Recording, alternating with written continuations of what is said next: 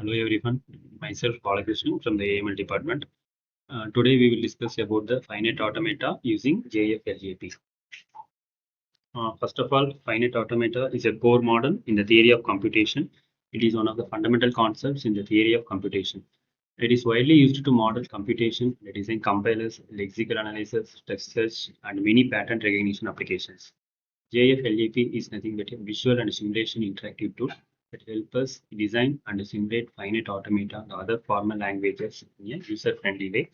JFLAP is an interactive tool to create and simulate automata. So first one, what is finite automata? So finite automata is a mathematical model of computation that consists of state, transition, and input symbols. There are five components in the finite automata. The first one is the states, representing uppercase Q. It represents the stages of computation. Second one is alphabet, that is a set of input symbols. Third one is transition function, defines state movement based on inputs. Fourth one is the start state, where computation begins. And final one is the accepting states, define when an input string is accepted. The next one is the types of finite automata. The first one is deterministic finite automata, that is DFA.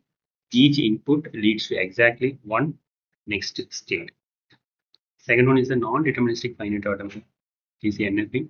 An input may lead to multiple states with the epsilon transition also allowed. Why we use here JFLAP? First is it is easy to visualize state diagrams, test input string step by step, and also multiple inputs we can given as a single time.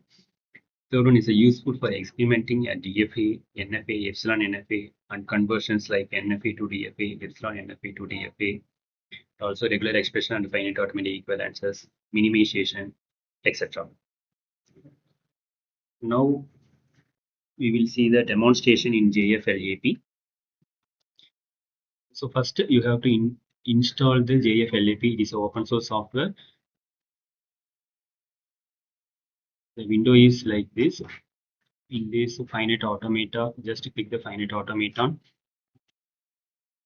In the screen, now we have to draw the DFA that accepts binary strings ending with 0, 1. In the editor button, there are 6 icons. So first one is a attribute editor. Second one is the state creator. Third one is the transition creator. Fourth one is the deleter. If you need to delete your edges or states, you can use this, and undo and a redo option. So first we have to a state creator. For the DFA that accepts binary strings end with 0, 1, we need a 3 states. So I create a 3 states, Q0, Q1, and Q2. Then we have to set a initial and final stage. So I have to click attribute editor. Here Q0 is the initial state and Q2 is the final state. Just right click the state and mark the initial and the final state. Then third one is a transition. First I have marked the Q0 to Q1 state. I have to give the input 0. Next Q1 to Q2, I have to submit the input as 1.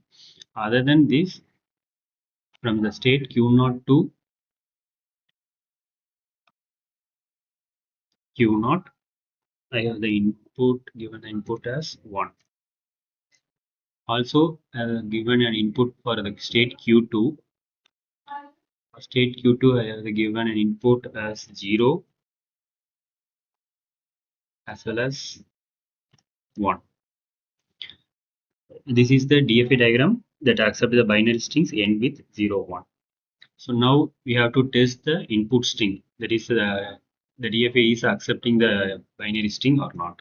So here the input menu, just click the multiple run. And here there are 2 inputs, that is 1101. That is end with 0, 1 input string. Second one is the 1110. It is not ending with a 0, 1.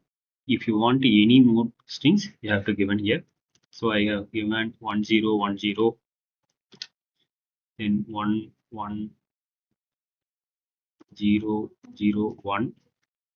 So here I have submitted 4 input strings. If you want to check those input strings are accepted or not, just click the run inputs. The result is here. The first one, 1101 is the accepted, and the rejection status is displayed in the output.